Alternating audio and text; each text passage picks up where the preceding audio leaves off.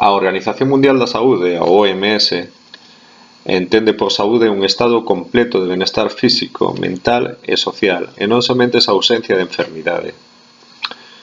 No tema do traballo, da saúde laboral, temos que ter en conta que ter un traballo pois pode influir tanto positiva como negativamente na saúde das persoas que traballan.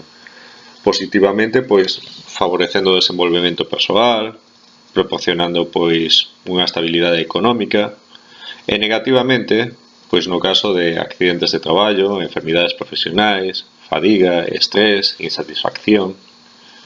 Hai que definir o que se entende por un risco laboral. Un risco laboral é a posibilidade de que unha traballadora ou un traballador sufre un dano derivado do traballo, que algo sexa prexudicial para el. E entón isto depende, pois, basicamente de varios factores. Pois das características dos equipos existentes no lugar de traballo, pois dos espazos, das escaleiras, das máquinas, dos asentes físicos, químicos e biolóxicos presentes no lugar de traballo, pois o ruido, a vibración, a iluminación, a temperatura, a ventilación, de como se utilizan eses asentes químicos, da manipulación do material biolóxicos en guantes, pois por exemplo, e tamén de algúns factores propios do propio traballo, da propia organización do traballo, pois que poden afectar tamén a saúde, pois por exemplo o ritmo de traballo que sexa inadecuado ou características propias do traballador, etc. Desde un punto de vista pois máis operativo, podemos desenvolver os riscos nunha serie de categorías.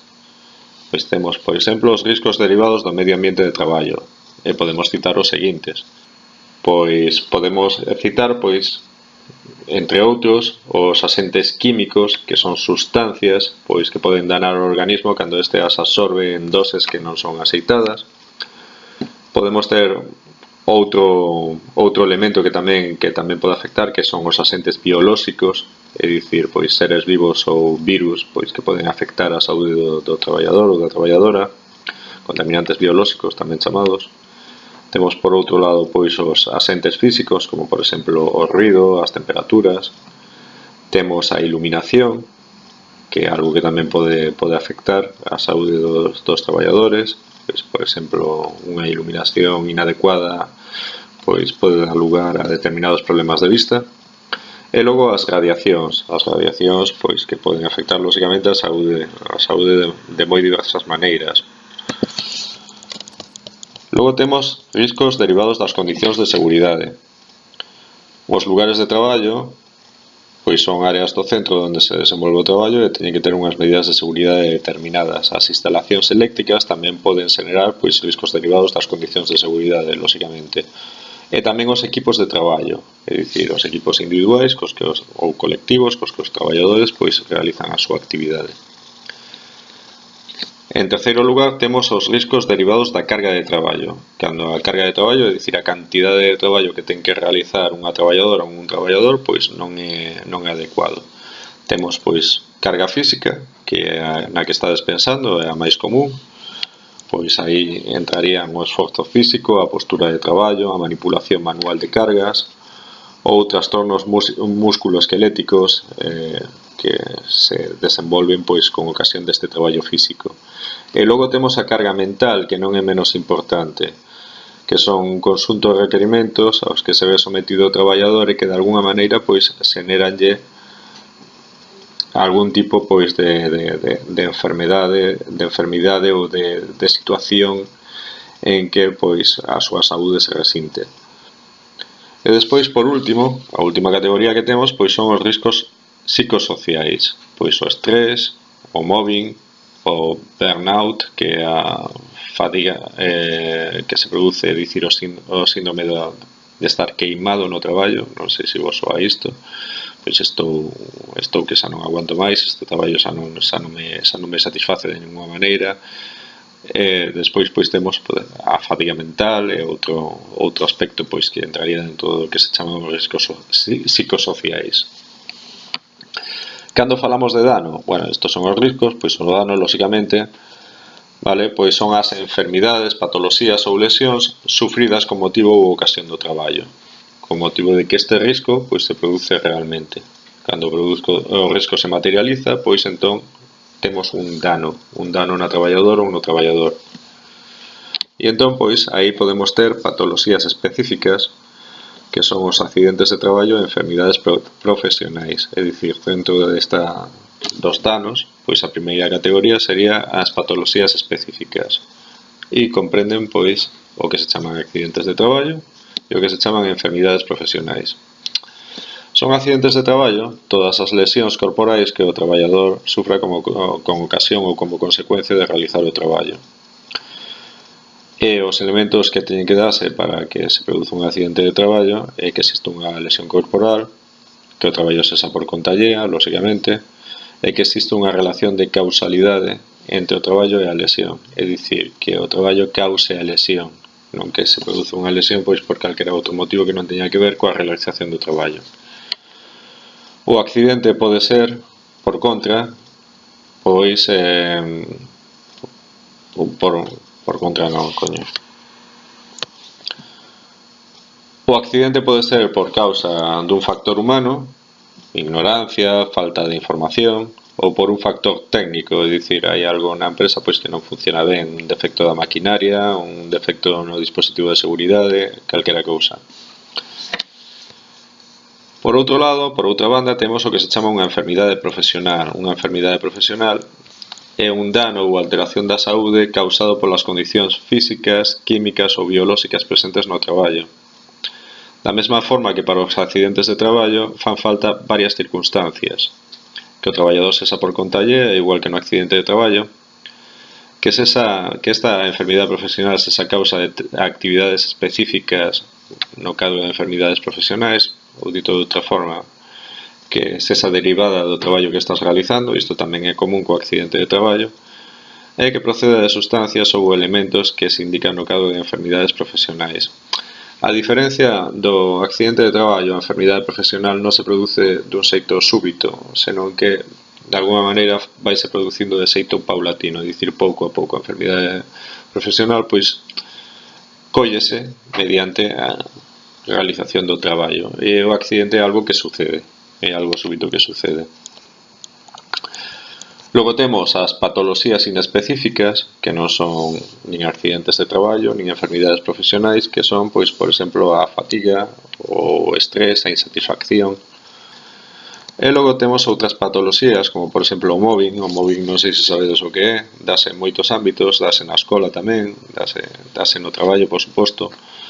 O mobbing é cando algunha persoa pois directamente pois abusa de ti, é dicir, actúa de xeito que pois te sintas ameazado por esa persoa. É acoso, é o acoso laboral que se chama neste caso, no caso da escola pois acoso escolar, lóxicamente. E o burnout, que é o estrés de carácter crónico, é dicir, estamos queimados, estamos tan estresados, pois que xa estamos estresados sempre. Normas con respecto a prevención de riscos laborais, pois a fundamental é a Lei de Prevención de Riscos Laborais, que ten como obxectivo pois promover a seguridade e a saúde das traballadoras e traballadores mediante a aplicación de medidas e o desenvolvemento de actividades necesarias para prever os riscos derivados do traballo. Existe un proceso de avaliación de riscos laborais que está establecido nesta propia lei. E entón, en primeiro lugar, pois haberá que facer o que se chama unha análise ou avaliación do risco. É dicir, identificar os perigos, estimar o risco, valorando a probabilidade e as consecuencias de que se materialice o perigo. E a análise do risco, esta análise ou avaliación do risco, o que vai permitir pois vai ser unha valoración deses riscos, co valor obtivo comparándolo co valor do risco tolerable, pois emítese un suizo sobre a tolerabilidade do risco en cuestión, posto que hai traballos que teñen riscos que son inevitables, o que hai que tentar é que ese risco pois sexa tolerable, é dicir, que non supere un nivel determinado. Se da avaliación do risco se deduce que o risco non é tolerable, pois hai que controlar o risco. E logo eliminar ou reducir o risco mediante medidas de prevención. Medidas de prevención que teñen que tomarse pois na orixe mesma do risco, é dicir, é mellor previr que curar, lóxicamente. Vale. Medidas organizativas neste caso, pois de protección individual da traballadora ou do traballador, de protección colectiva, de formación e información dos traballadores, etc. É dicir, medidas de todo tipo para eliminar ou reducir os riscos. E logo controlar periódicamente as condicións, a organización do traballo, etc. É dicir, controlar periódicamente que é o que sucede con estes riscos na empresa. A avaliación, por lo tanto, é un proceso dinámico, un proceso que se produce ao longo do tempo e que vai ser constantemente revisado. Ben, falemos da prevención, xa que dicimos que a base destes plans de riscos, destes plans de prevención de riscos laborais é a prevención, que o que se tenta de alguna maneira é previr que non se produzan determinadas situacións de risco no traballo, pois, lóxicamente, podemos definir a prevención baseándonos nisto como un conxunto de actividades ou medidas en todas as áreas da empresa co obxectivo de evitar os riscos derivados do traballo. Hai varios principios para prever os riscos nunha empresa. En primeiro lugar, evitar os riscos, lóxicamente, vale, pero hai riscos que son inevitables. Entón, en segundo lugar, o que hai que facer é avaliar esos riscos que non se poidan evitar. En terceiro lugar, combater os riscos na súa orixe. É dicir, isto é o que fai a prevención, non? Intentar que os riscos non se produzan dende o primeiro momento. En cuarto lugar, adaptar o traballo á persoa, posto que as persoas son diferentes, hai que adaptar o traballo, posto que determinadas persoas van ter uns riscos e outras persoas, polas súas características, van ter outros. En quinto lugar, ter en conta a evolución da técnica. Pois, lóxicamente, se a técnica evoluciona e a técnica nos permite eliminar riscos, pois a empresa de alguna maneira deberá adaptarse ás novas técnicas para evitar eses riscos. En sexto lugar, sustituir o perigoso por o que non teña perigo ou teña moi pouco. Se podemos facelo, pois estupendamente, lóxicamente, haberá menos danos. En sétimo lugar, planificar a prevención, é dicir, hai que facer un plan. En octavo lugar, antepoñer a protección colectiva e individual, é dicir, é máis importante a protección de todos os traballadores dunha organización que a de un en particular. E en noveno lugar, fundamental tamén, instruir os traballadores. Un traballador que está informado é un traballador que non incurre en riscos. As traballadoras, en todo caso, ou os traballadores, teñen dereito á protección sobre os riscos. Por iso o empresario está obligado a ter este plan de prevención. Vale? En canto ás técnicas de prevención, a finalidade deste tipo de técnicas é detectar e eliminar factores de risco laboral, como xa dixemos, pero hai varias categorías de técnicas. Hai técnicas que se basean pois na seguridade no traballo para evitar factores de risco derivados das condicións de seguridade que hai na empresa. En segundo lugar, outro grupo de técnicas é o que se chama hixiene industrial. Todos sabemos o que é a hixiene, non?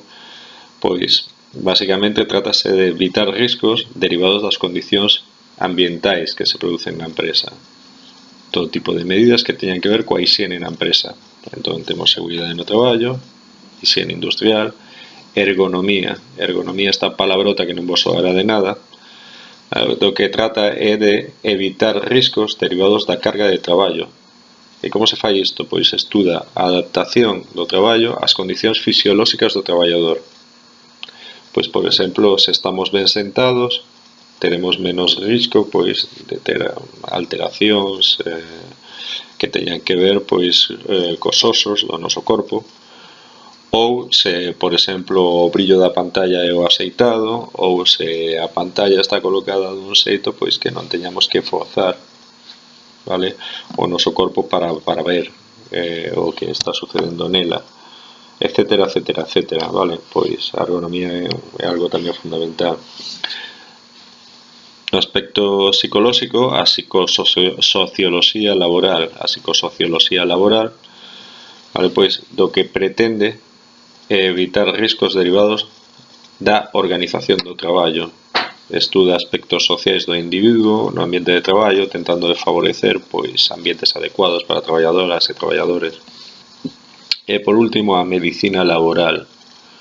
Medicina laboral do que trata é de manter a saúde das traballadoras en estado óptimo, das traballadoras ou traballadores en estado óptimo. Vale, pois estos son grupos de técnicas que se poden aplicar na prevención de riscos laborais. Bueno, falamos de todo isto en clase.